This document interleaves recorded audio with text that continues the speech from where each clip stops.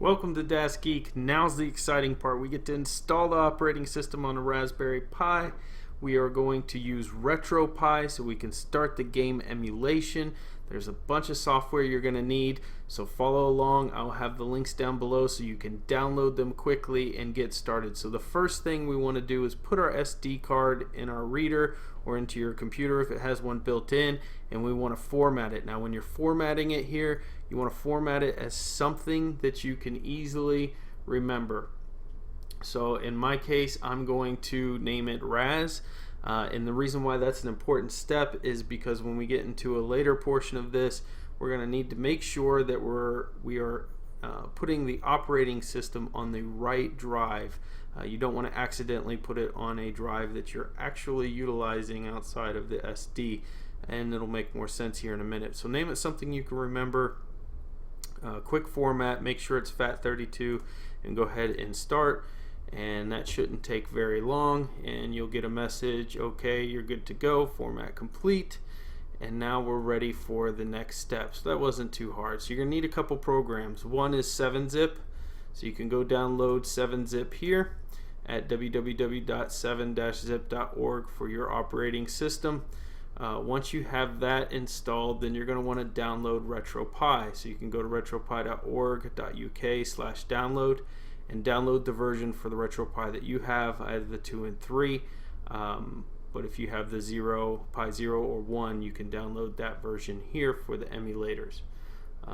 So next, what we are going to do is install that onto our computer, but we need something to do that, onto our SD drive that is. We need something to do that, so we need the Win32 disk imager, and that's what's going to write the file to the SD drive. So we've got to download it, unzip it, and write it, and you need 3 programs for that.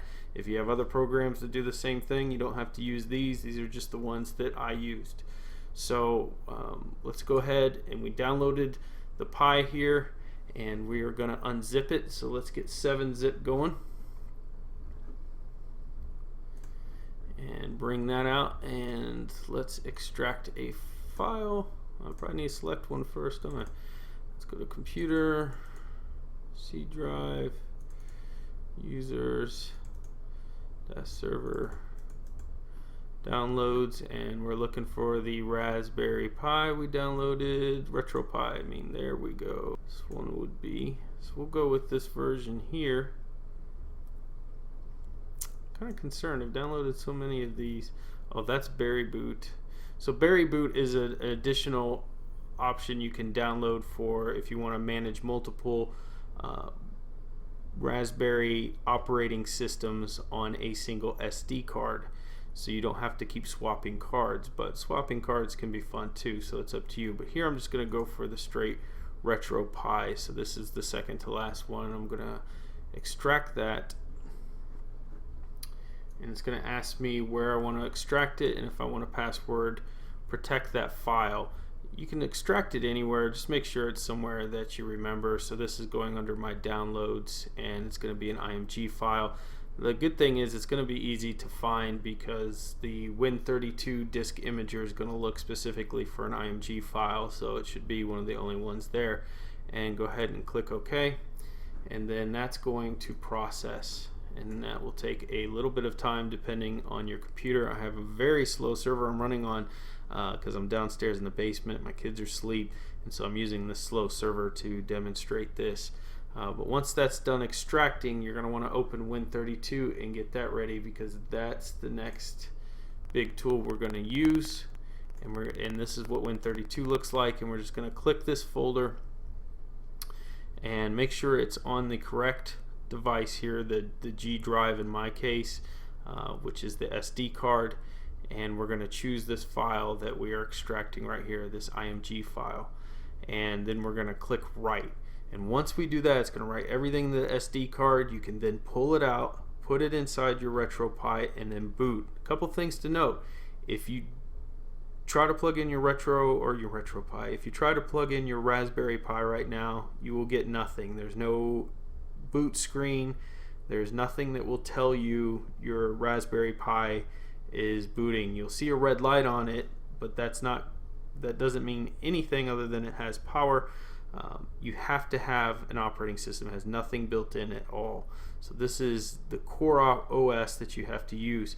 The one thing that you will recognize if you've done this correctly, if everything has worked well, is the red light will not stay solid. It will actually blink. And if it blinks, then you've done well. Okay. There we go. So now we have the image, and we are going to write that image to our G drive. And look, this is where the name becomes important. So we know we named it Raz. You can name it Raspberry, whatever you want, but here's where we validate that we're going to write it to the right device. Going to go ahead and click yes and let that go. So again, once that's done, we're going to put it in and we're going to boot, and we'll start playing with the emulator from there.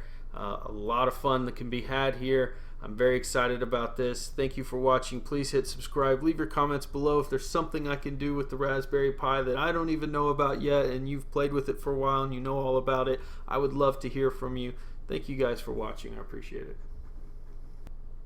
Supplementary log for the Star Trek fans out there. Just wanted to show you how amazing this software is. The folks that got together to write this, you are a genius. We love you. The gamepad here I have is a Logitech 510. It's a really old gamepad. You can use Xbox or anything. But as soon as it booted up, it just asked for me to plug in a controller to the USB. I was really surprised to actually recognize this.